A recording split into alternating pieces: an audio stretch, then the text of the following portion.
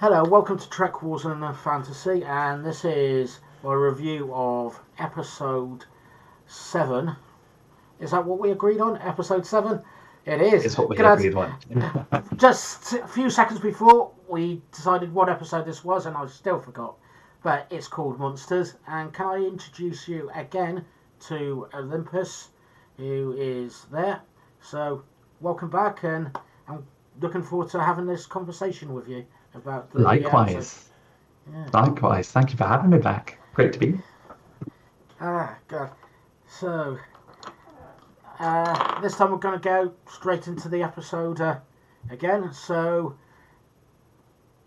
this went straight into the action, into Captain Picard or Admiral Picard, Jean-Luc Picard's psyche in his head. First of all, I was thinking this was going to go on for the whole of the episode, and this was going to come out at the end, but it doesn't. But what do you think of the introduction of him talking to this mysterious person that's probably not so mysterious? Oh, I actually really liked it, and my favourite part of it is there's elements of Patrick Stewart's monologue where you have the Captain Picard from TNG bleeding through him. You get a bit of that back, which has maybe been missing a little bit in these new Picard seasons. So I love those elements, and of course we've got the psychiatrist being played by James Callis. I think that's how you pronounce his name, Callis, who is an actor that, again, I love, most notably from Battlestar Galactica, the new Battlestar Galactica, playing Gaius Baltar. I think he's a phenomenal actor, and he played that psychiatrist really well. Yeah. And I could definitely imagine it, this being a conversation that Picard would have, and it did seem very him, especially to start with, and remember, this is his psycho, so, and I can imagine him this is what he thinks, and this would have been the uniform that most recognisable from DS9, but it would have been in the films as well, so I'm guessing, in theory, this may be in his brain on the Enterprise E, in my head, even though it's probably not. Like any dreams, it's a bit of this, a bit of that, and I just briefly want to go back to what was his first name? Callis. James Callis is the actor. Yeah. Again, it was just like, I do remember him from Battlestar, and we were having a discussion before, both of us back in the day, thinking this looks very similar to guy who plays Gillian Bashir, Alexander Siddiq, and it was just like, I know it took me a few years, or not necessarily a few years, a few months to go, that's not him actually. It's like, it was just in my head, but yeah, there are so many similarities. I think it's a little bit of their looks and also a bit of their inflections in the voice in a sort of tone as well. It was uncanny. Like the moment that I first made that connection, I was straight onto the IMDb to confirm it, and then I was shocked when I was wrong. Yeah, to be honest, I was probably done the same thing. It's just like, but it's been that long since I watched it, and yeah, it's one of, I don't know how his psyche definitely managed to find a way to explain himself in there, and I probably got this reveal early because I saw the subtitles and it had his name there, and I was thinking, that's coincidental. It's like, Maurice, wasn't that his dad's name? And it was just like, when it's the end, it was just like, oh, it's his dad. There's probably going to be naysayers out there who said he should have worked it out as his dad, but bear in mind, if it's his dream, he may not be. It's a dream. It's people's minds can play up, and it's what's it's one of those ones that's like, I'm not trying to put out what I'm thinking about here. Is like what that his mum was almost. It gave the impression that she was almost imprisoned in a house, or at least parts of the house. Almost. Because she didn't want help. I have a feeling it's not showing everything here. There's a lot more to it that's out there. Because I know been thinking various things with this one. I've been thinking that she's been possibly attacked by Maurice, maybe. Maybe being attacked by aliens, including Remans, was something in my head from last episode. Yeah. We've had what's possibly coming here that she is. The word would be back in the day would have been going mad, but it's not that. I don't know what the modern word is for that. Definite mental health issues. Severe mental health issues is probably the closest I can think to that off the top of my head. Yeah. I know that what I felt for certain watching through those sequences, and I like how they did it from a cinematography approach, because you do feel going through the sequence like Picard and his mother are in danger, they're being chased, they're being hunted. But I felt there was a turning point where you realise that actually it's not necessarily this at all, and it's, or a lot, if not all of it, is in his mother's head, and Maurice, who was being made out in a certain perception to be the bad guy, was actually the person trying his best to help her. That's what I took from it / my theory around it. But to your point, Talis says after Picard comes out of this, that's not the end of the story. We're missing pieces here. There's more to discuss. Yeah. And have you got any theories? Because I definitely haven't yet on that. And I'm usually got theories coming out my ears with when it comes to that. It's my only theory based on what I've got right now is that Maurice couldn't cope anymore. I think there was a struggle and he accidentally killed her. That's my theory. Yeah. That's an interesting one. Dark, but then again, it has been a darker series, so. And what did you think actually about elements of that sequence? I got a real horror vibe coming out of it, especially at the point where the mist came up and you had those aliens, monsters, whatever they were. Yeah. Oh, I definitely did. I'm not much of a horror fan personally. I probably can count the amount of horror shows I've watched on one hand, and those by probably horror fans would probably not consider those horror, to be honest. But I did. It gave me it definitely set my head into the area where they wanted it to. That this is a scared young boy, maybe scared of the dark, wanting to go to a bigger place, a bigger collective almost, in the outside world. So it's definitely bringing a lot of his backstory and his life together, which I'm very much enjoying at the moment still. That's if there's one thing that I love the most out of this entire episode, it was that sequence with inside Picard's mind and learning something about Picard's past, and, finally getting something personal around who Picard was and what happened to him when he was a child, which in 8 seasons of TNG and however many movies we never got. So I think they're playing the let's get to the personal Picard really well this season. Yeah. So definitely. But what I'm thinking, what else have we missed out? I'm thinking, which shall we go to next? Why don't we go to a little bit of Borg, Jurati, like 7 and 9, and etc. And it's like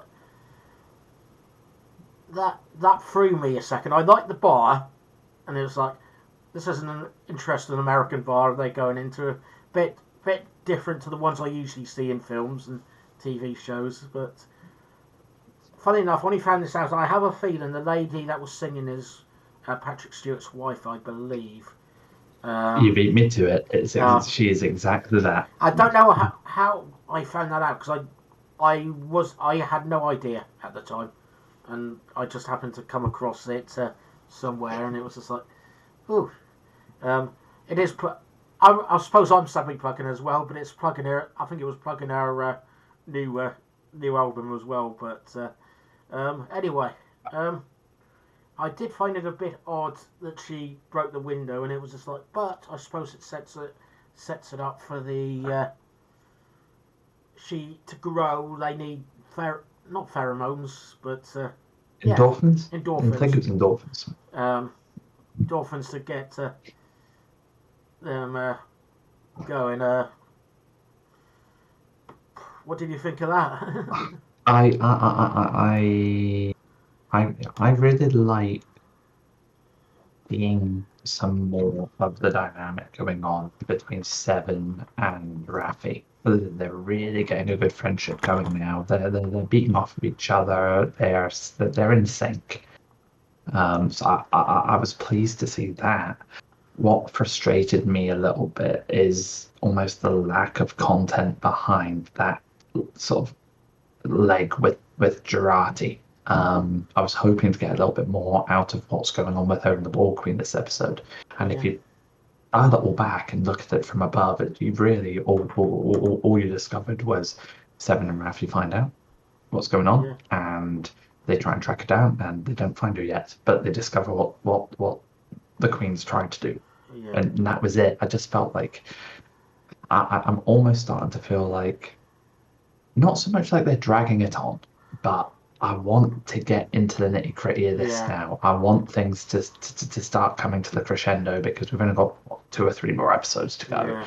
But no, as I say, the relationship between Seven and Raffi, loving seeing that. I just wish we saw a bit more what was going on with Jurati and the Borg Queen.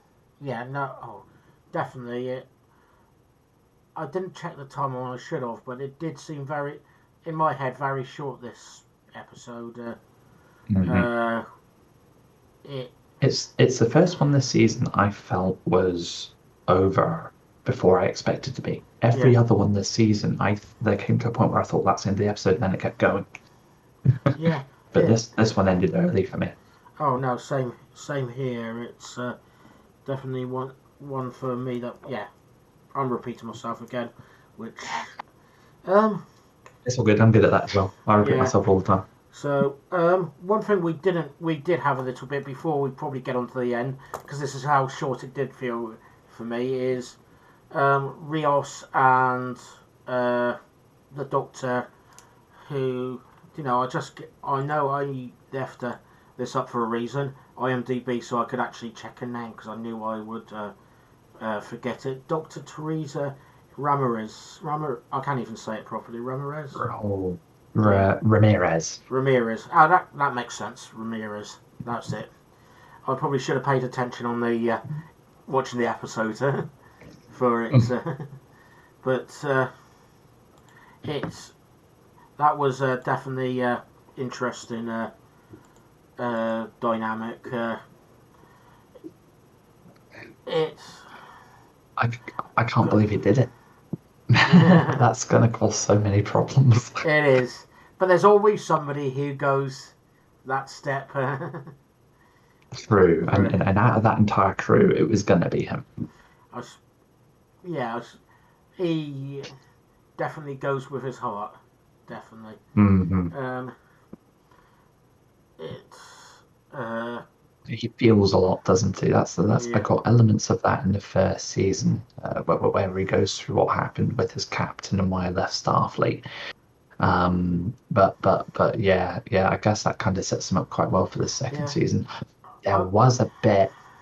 Sorry, after you. I was going to go. I wonder how much of this is um, through a position of love rather than romance. A Hmm. Like a love into relation to make um, a caring position rather than to make their lives better and everything better rather than because he necessarily has romantic feelings. I'm sure he probably does, but it's more. I think it does give me the impression it's more to help than it is to get Yeah, a yeah, romance. yeah, it probably is because he knows in the back of his head a romance won't work, but equally he also knows that if she doesn't know the truth, then there's absolutely no chance of it not working. Yeah, But I think a big element of it's also respect, because you can clearly see he's got a lot of respect for what she's done with that practice, building it up from the ground up in a community that had nothing, yeah, and providing the support that she provides that community. Um, so I think a big part of it's respect too. yeah, yeah. This is not a nitpick, but it did make me wonder when he beamed down that device. It was just like I was going, "What do you do with that?" And it was just like, "How the heck is she gonna know what to do with that?" But Point and shoot. yeah, I was thinking, where's it going to be placed on his body?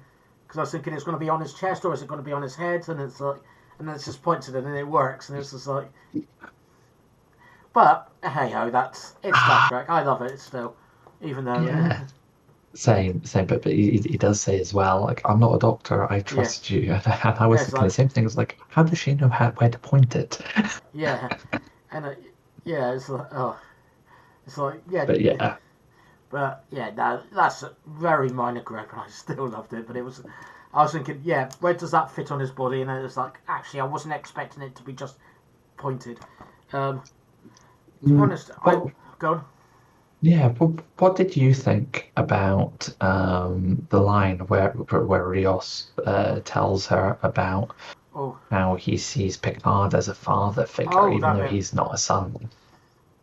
I Yeah, I got that. I wouldn't say it came out of the blue, but I know that was mentioned a lot, especially with the holograms in the early part of last season, and with the loss of his previous captain.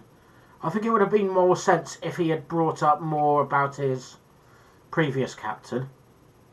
So maybe they could have given an extra minute or two with going, I had this people that I, I have these father figures. I had this one. Picard came along as well as a person I respected and just gone on a bit longer.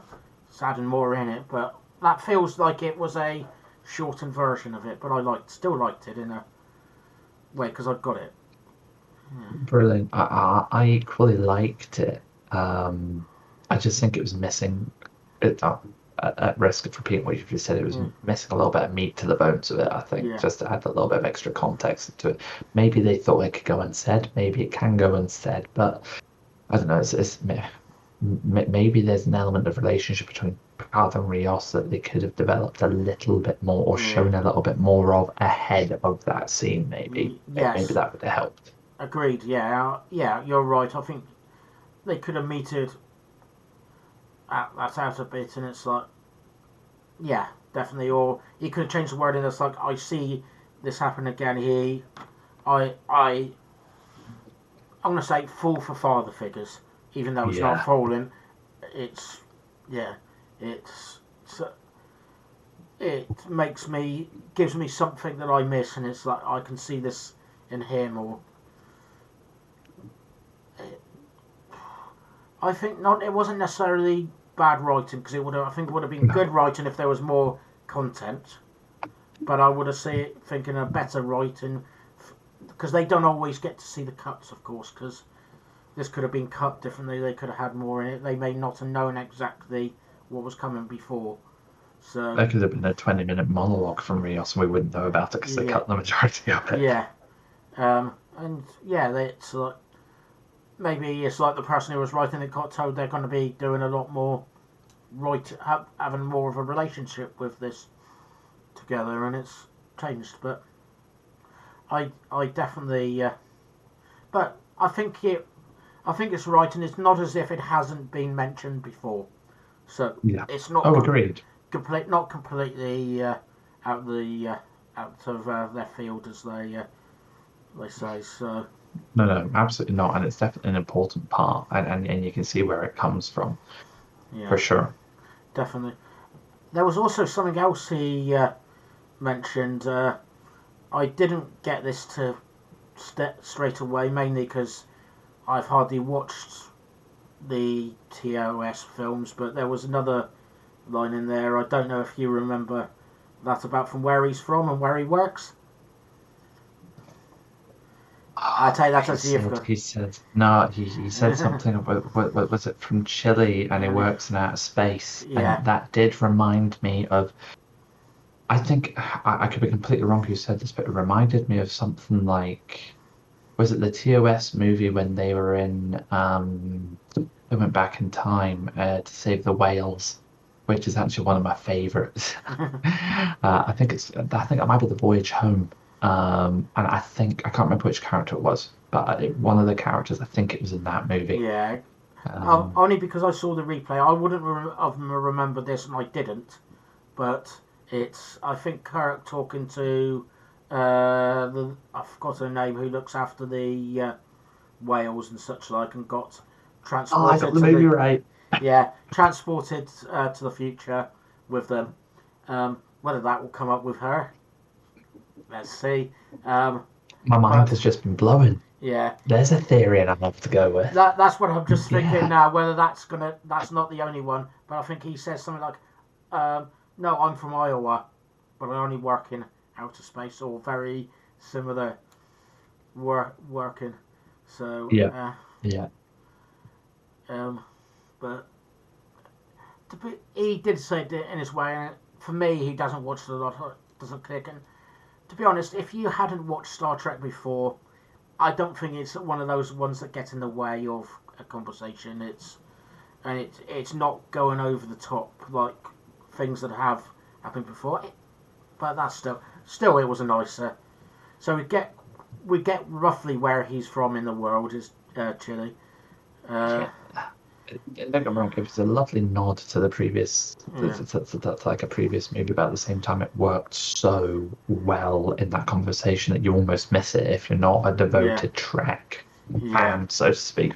yeah. And I missed it because I've only watched that film once, probably maybe twice. Um, so yeah, I missed it, and even stuff that I watch day in and day out, I can easily forget that as well because it's like so many times. Um, I think this leaves one scene unless I'm missing any, or not one scene, but one thing, which is going to uh, going to see Guinan out of there. Aha. So That I didn't expect that to happen. no, I didn't. It it I liked it. It added I'm uh an interesting thought to it. I'm still unsure of how exactly I feel about stuff being in a bottle and memories and the reaction. Actually, the reaction that it had on everything, but I still like I still liked it. In theory, um, I think we get away with it because we know so little about the Elorians as well. yeah, Well, we know they're a species of listeners. Um, we listen as a quote from Star Trek Generations, and Soren. But beyond that, we know very little. Even Guinan, when she's on the Enterprise Theta in the Next Generation, doesn't reveal very much, and that's part of why her character is so intriguing and so yeah. interesting, as well as it being Whoopi Goldberg, who's an absolute legend in her own right. Oh, definitely. Um, so it's it's something I think they get away with again. Like, I'll let that pass, even though it is a little bit shaky because we don't know much about them. Yeah. And if you don't mind me asking, actually, because I'm not sure if we caught this on a previous episode or not, but what do you Good. think of the recasting of Guinan for the younger version? Uh, no, she fits as Guinan well. Um, I was slightly thrown to start with because I'm thinking this doesn't necessarily feel like Guinan, but it it's not the Guinan we knew because that's a different part of her life, and she's interacting differently than she would be normally, and she didn't know Picard at that stage, and she's definitely having different experiences. So, She's but missing 400 years yeah, of knowledge and experiences and wisdom, so to speak, yeah, that Whoopi Goldberg Guinan has. yeah.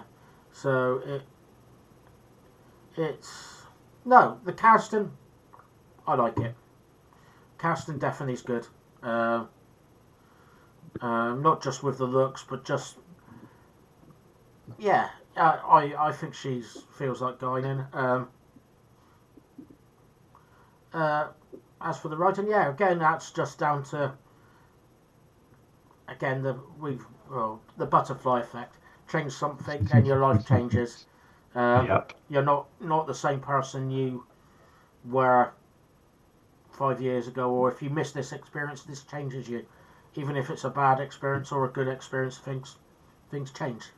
Um, yeah, to me. What about you, anyway?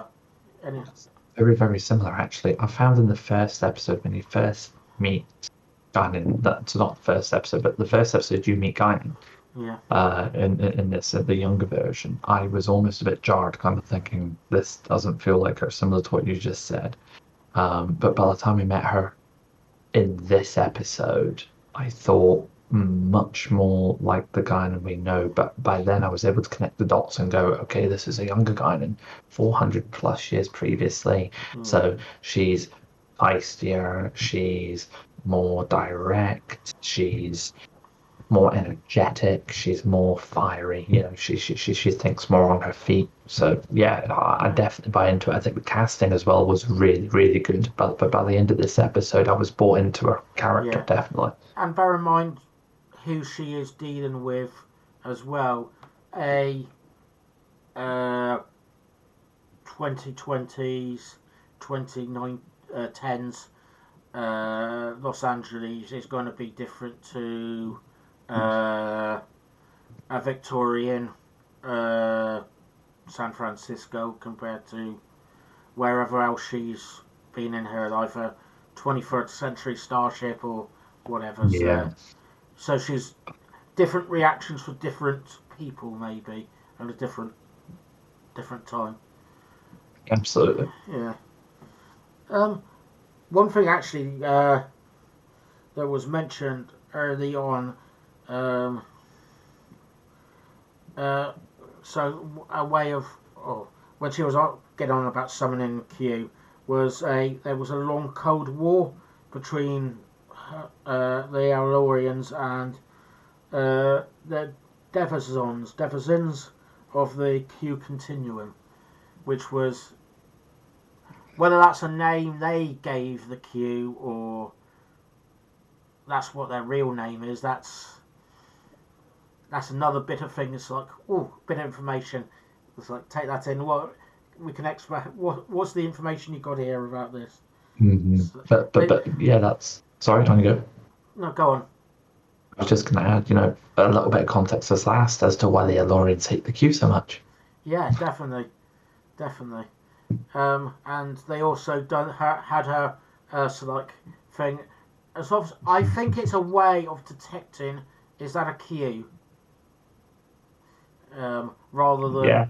than a scare tactic or anything like that. It's like That's something that I didn't click on at the time. So thank you for bringing that up because she yeah, does the exact same finger thing as she yeah, does in TNG when she comes across John DeLance's Q, yeah, but she uses it this time as a No, it's not Q. Yeah. Very Yeah, good because he point. puts it down pretty quickly, and it's like, that's not that. Um, then there's this guy. Oh no, not then. This guy walks into. I think I'm going to start a joke here. As mentioned, it's like Picard can't tell the joke, so I'm going to try it. A man walks into a bar, and yeah. Why the long face? No, that's about a horse. Anyway, so um, anyway, before I completely lose the plot, uh, he, I before I actually knew what was happening with this, it was just like I did like this like smile where she was doing the drinks. It's like, oh, somebody says this, but they really want that, and it's like, here you are, so that, and it's like the Picard's like smiling. It's like, this looks familiar. I've seen this happen so many times before. Mhm. Whether she was spot on, I don't know, but it was just like it got me going. It's like, who's this fella asking these stupid, it's like not stupid questions, but it's like butting into a private conversation. It's like, and then it's like, yeah, you find out they're actually. Do you want to say any more before I reveal the No, spoilers? Not no, a spoiler. So, no, I don't think so. You've covered everything off the yeah, exact way I saw it as well. Of- yeah, I'd just be repeating what you said. yeah. No, it was just like, and it was like, hang on, okay. I wasn't thinking being caught by the police was something that was going to happen now or again. And when I say again, I mean like the authorities. What was the group called? ICE, I think it was. Um, Before immigration for UK Hmm. UK Hmm. perspective. Um, or would have happened some other time. It was like I was definitely not expecting the ending to be an arrest. And you're left with that cliffhanger shock of they've effed up the timeline now. Like, Yeah, what can possibly repair this? Because they've even got evidence of it just yeah, materializing out of thin air. yeah. So this is It's how do you get out of that? it is, and it has done a very good job at putting cliffhangers in front of me, and it's like, yeah, how are they going to do that? How are they going to make the timeline right? Is um, I was thinking though, while I got that subject, is these police were probably sent by Sung, in my opinion, by Adam Sung. That's my theory behind it. Um, Yeah, I like that theory. I like yeah, that theory a lot. It's going to be Sung or Q, and I think yeah, Q's trying to distance himself. yeah. Oh, that reminds me though. This may be a better thing to end on. Is they were suggesting Picard was suggested this, trying to look into Q, and that's why they were in the bar in the first place, find out what he wants, and it's like, is Q really putting himself on trial or such like, and it's like, has that been what he wants all the time, or is he there to prove something or in himself to other people? The continuum. What's now causing the the urgency behind Q. Yeah, And the biggest shocker of this episode that I found was the fact because Guinan wasn't talking about summoning John Lance's Q. I don't think. I think she was talking about summoning a Q. yeah, It should because have summoned someone, and it yeah, didn't work. So the issue that Q's been having, and I think the cause of his urgency, isn't just affecting him. My theory is it's affecting the Q entirely. because there was definitely a point early on. I was thinking she doesn't actually know what a Q is early on, or at least John Delancey's Q. And hmm, I think you're, I think you're right there, or at least very close. in my opinion. So, and we need to wait another week to find out. Yeah. To be honest, if as much as that's annoying, I have liked that when they are doing that with Star Trek is doing it. It's always given time for us to debate and talk, and that's the raw us. That's all Star Trek fans going, oh, what's this happening? What's going to happen there? Even if they get it, it's like seeing that go through. It's like giving us that extra thing to look forward to every week.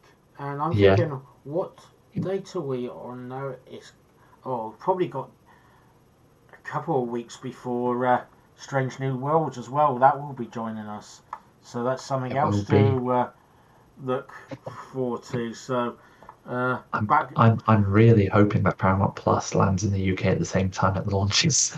Yeah, I don't think I published this, but I did have the gents I spoke to in the first episode from. They're gonna kick me if suddenly for temporal treks. We had a discussion about the two trailers that came out in the same day. So like Star Wars one with Kenobi, Obi-Wan, and Strange New Worlds, and just as at the end, it was just like we were going. I went, "What's going? Do we think we're going to get it in the UK?" And that's where our time session had exactly cut out. And I was thinking that sums up what we we're all worried that's not going to be legal in the UK for a few. However months or years. Look what's happened to Disco. Star Trek Discovery season 4. So I've still not seen that. No. Luckily I caught most of that, so I'm happy. Anyway, I don't want to have a moan about Paramount and stuff like that. Or this is about to be stuff we enjoy about Star Trek. So. This is all about Star Trek Picard and how much we flippin' love it. Yeah. So, I tell you what. I think this is a good time to end, so thanks again. You do a bit of streaming, don't you, Olympus? Yes, I do. Yeah. I do a variety of stuff. Go for it. Thank you. Yeah, so I do a variety of different streaming, all on Twitch at the minute, although I'm starting to look into getting some recordings maybe up on YouTube. So you can find me on Twitch under the name Olympus0511. You'll be able to find me on YouTube under the same name, Olympus0511, and I've got a Twitter at Olympus0511. So you can see the theme there. But yeah, my streaming is at the minute mostly sci-fi, whether that's Destiny 2 or Star Trek Online or Star Wars: The Old Republic. At the minute, Total 2 is something I'm playing a little bit of, but yeah, I'm starting to delve back into Star Trek Online. I'm a lifetime member on that, which is just.